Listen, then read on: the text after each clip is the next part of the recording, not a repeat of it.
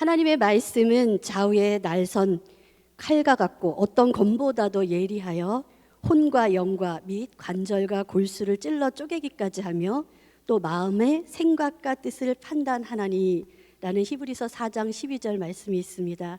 이 시간 하나님의 말씀이 살아있기를 간절히 소망합니다. 활력이 있기를 원합니다. 말씀이 살아 움직임으로 우리의 졸음과 피곤함을 너끈히 이기게 하실 줄 믿습니다. 모이는 숫자와 분위기에 상관없이 우리 각 사람이 하나님 앞에 1대1로 단독자로서 서서 찬양하고 하나님을 기도하며 하나님의 말씀에 집중하는 귀한 은혜의 시간이 되길 간절히 소망합니다. 이런 마음으로 오늘 우리에게 주신 하나님의 말씀을 함께 읽기를 원합니다. 그런데 하나님의 말씀을 읽기에 앞서서 먼저 성경 읽기에 대한 3가지 방법을 같이 좀 간단하게 설명을 드리고자 합니다. 지정의로 성경 읽기를 했으면 좋겠는데요. 첫 번째로 이 지성적 읽기는 말 그대로 우리가 지적으로 성경을 읽고 공부하는 자세로 성경 속의 지식과 정보들을 습득하는 것입니다. 지성적 성경 읽기에서 다른 독서와 차이점이 있다면 읽어 내려갈 때 초점을 하나님께 맞추어서 읽는 것입니다. 문장 속에 하나님이라는 단어가 직접적으로 드러나든지 드러나지 않든지 하나님에 대해 인식하면서 하나님을 알고자 하는 마음으로 읽어내는 것입니다. 호세아 선지자의 호세아서 6장에 보면 우리가 여호와를 알자, 힘써 여호와를 알자라고 선포하고 있습니다. 또 4장에서는 내 백성이 지식이 없으므로 망하는도다. 내가 지식을 버렸으니 나도 너를 버리겠다라고 말씀하고 있습니다. 여기서 말하고 있는 지식은 여호와 하나님을 아는 지식입니다. 우리는 하나님의 자녀로서 또 예수 그리스도의 제자로서 하나님이 어떤 분이시며 하나님이 누구신가에 대해서 알아야 하는 것은 마땅하고도 당연한 일입니다. 만일 하나님을 믿는다고 하면서 성경을 제대로 이해하고 읽지 않는다면 하나님에 대하여 제대로 알지 못할 뿐만 아니라 더 위험한 것은 내 방식대로 내가 원하는 모습대로의 내 하나님을 만들어버리는 우를 범할 수 있다는 사실입니다. 그렇기 때문에 우리는 지성적 성경 읽기를 통해서 아주 세세적으로 공부하는 마음으로 하나님에 대해서 알고자 하는 마음으로 읽는 것은 성경 읽기의 기본이 되는 것입니다.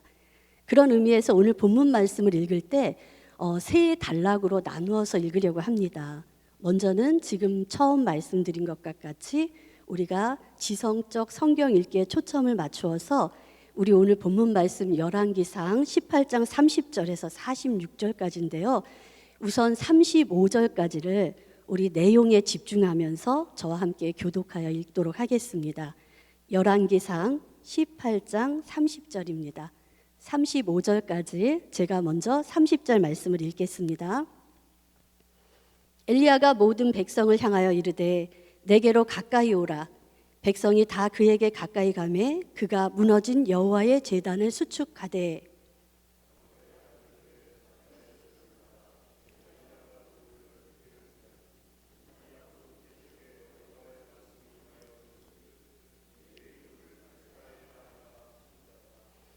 그가 여호와의 이름을 의지하여 그 돌로 제단을 쌓고 제단을 돌아가며 곡식 종자 2세알을 둘 만한 도랑을 만들고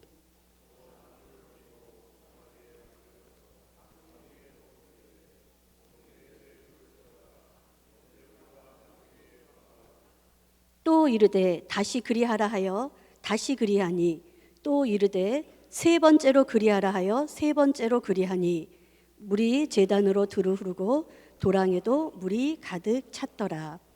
함께 읽으신 본문의 말씀의 스토리는 이렇습니다. 엘리야가 백성들을 다 앞으로 나오라고 하고 제단을 다시 수축합니다. 그런데 돌 12개를 취하여 제단을 쌓습니다. 돌 12개가 가지는 의미는 31절에 기록된 것 같이 과거 조상들에게 임하셨던 하나님의 말씀, 하나님의 언약에 기초한 것입니다. 엘리야는 바로 그 하나님을 의지하여 돌로 제단을 쌓고 주위에 도랑을 만듭니다. 번제단을 만들고 나무를 쌓고 그 위에 송아지를 각을 떠서 제물로 올립니다. 그리고 그 제물과 제단의 나무에 물을 가져다 붓게 합니다. 보통 제물을 태우려면 하늘로부터 불이 내려와서 태워야 되는데 기름을 부어도 부족할 판에 지금 물을 3번이나 갖다 부으라고 반복하고 있습니다. 물이 제단으로 흐르고 제단을 돌려 파놓은 도랑에까지 물이 가득 찼습니다. 여기까지가 오늘 본문에서 우리가 알 수 있는 성경이 말해주는 팩트입니다. 그런데 오늘 이 본문만 가지고서는 뭔가 이해에 대한 아쉬움이 있습니다. 물론 여기 계신 여러분들은 성경에 대한 선 지식과 이해가 있으시기 때문에 이 상황이 어떤 상황인지 잘 연상이 되실 거라 믿습니다. 그런데 이 본문을 처음 대하는 사람이라든지 또 이제 기억력이 좋지 못한 사람들은 뭔가 이 말씀을 읽으면서 도대체 엘리야가 왜 이러한 행동을 했을까라는 의문을 가질 수밖에 없습니다. 그런데 이렇게 성경을 부분적으로 읽지 않고 18장 전체를 함께 읽어보면 앞서 읽은 본문의 내용이 훨씬 이해가 잘 됩니다. 이 상황은 엘리야가 하나님께 제사를 올리기 위한 상황이고 그 제사는 바알의 선지자들 450명과 아세라를 추종하는 선지자 400명, 모두 850명의 선지자들과 하나님의 선지자인 엘리야가 자기들의 믿는 신을 대상으로 누가 참인지를 밝혀내는 그러한 장면임을 알 수 있습니다. 850대 1로 겨루고 있는 장면인데 바알과 아세라를 추종하던 거짓 선지자들은 아침부터 종일 자기들이 쌓은 제단 주위에 돌면서 별의별 의식으로 자기들의 신을 불렀습니다. 그러나 아시다시피 아무 반응도 없었습니다. 큰 소리로 외쳐 부르기도 했고 또한 피제사를 드리기 위해 자기들의 몸을 자해하면서 피를 흘리기도 했지만 저녁이 될 때까지 아무런 현상도 일어나지 않았습니다.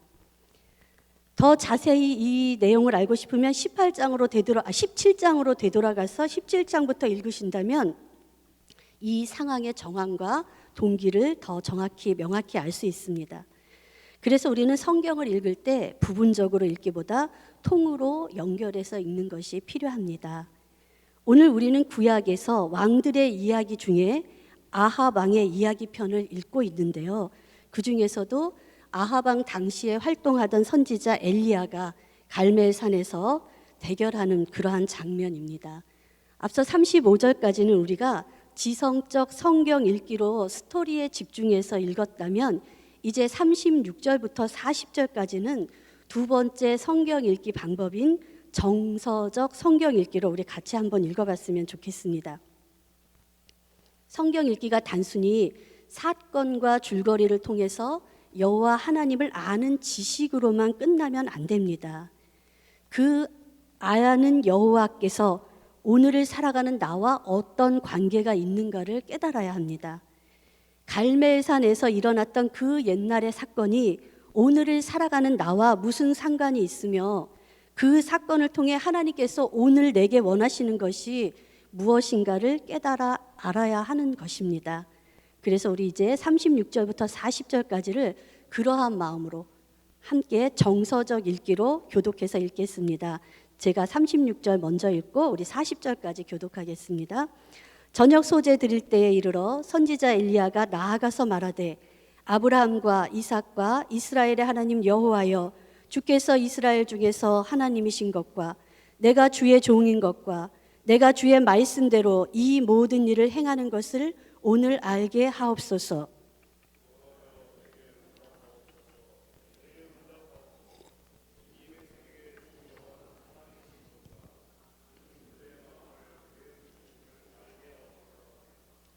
이에 여호와의 불이 내려서 번제물과 나무와 돌과 흙을 태우고 또 도랑의 물을 핥은지라.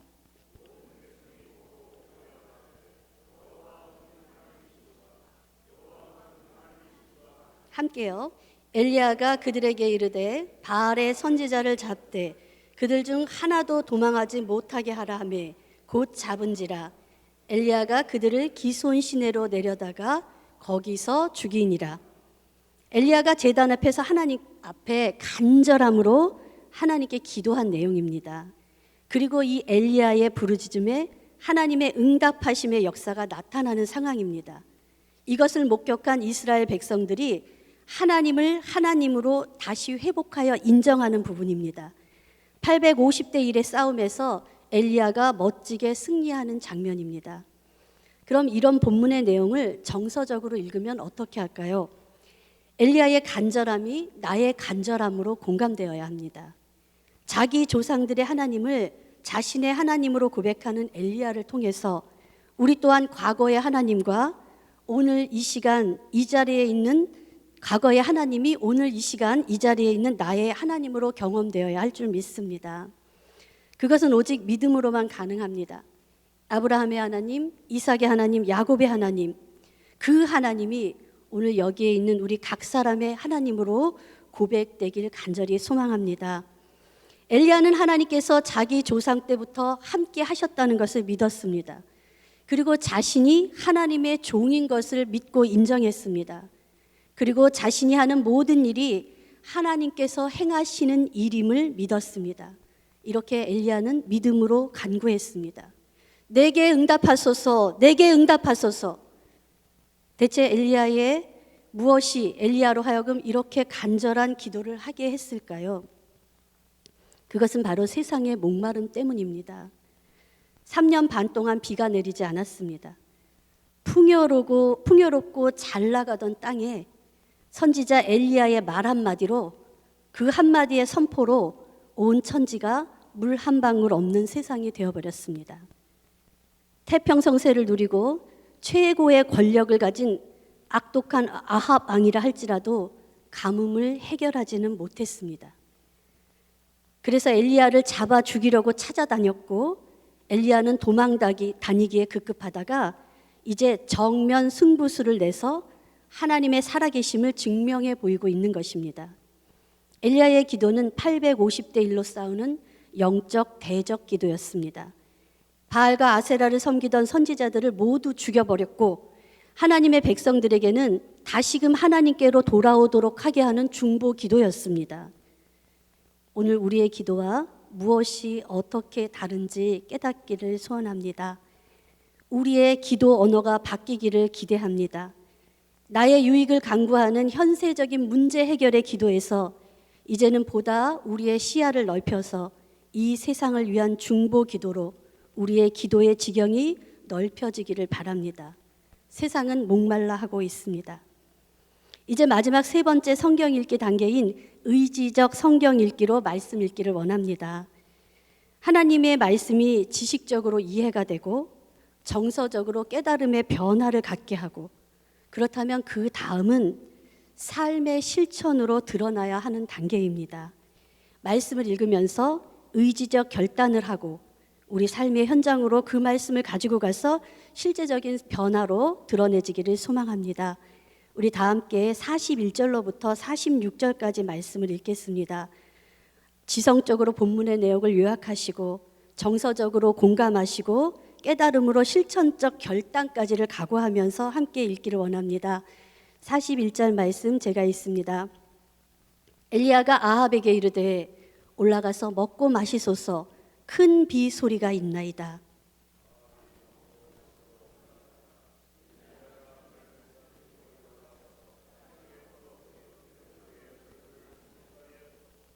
그의 사안에게 이르되 올라가 바다 쪽을 바라보라. 그가 올라가 바라보고 말하되 아무것도 없나이다. 이르되 7번까지 다시 가라.